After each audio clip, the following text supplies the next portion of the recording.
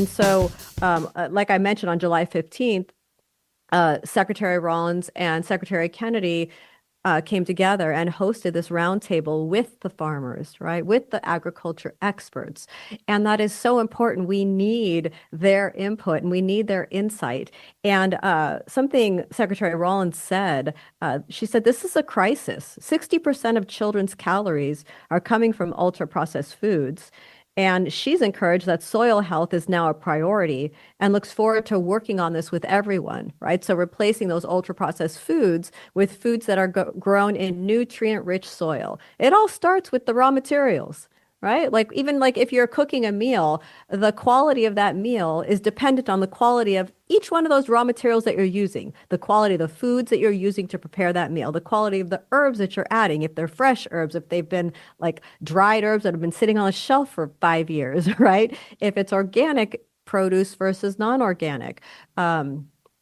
Eggs that are coming from chickens that have been pasture raised versus stuck in cages makes a huge difference as far as what the outcome of that food is and the impact it has on us.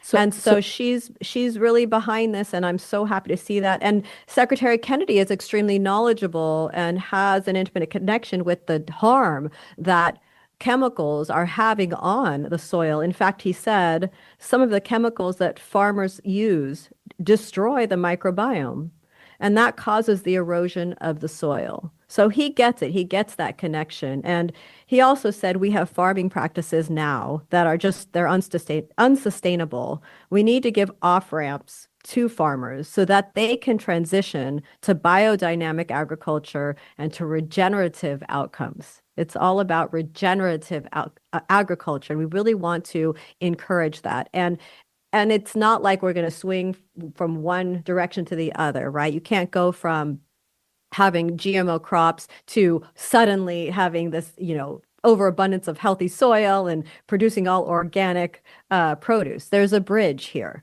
And we're kind of at the start of that bridge of how do we do this in a way that allows for sustainability across the board, sustainability of our soil long term and sustainability of the farmers and their practices. And how do we do that in a way that makes sense? And again, it's very doable and it looks like it's happening. And so I was very encouraged to learn about this roundtable discussion, and I know it's going to have a significant impact long term on the quality of our food, which translates to the quality and the health of humans.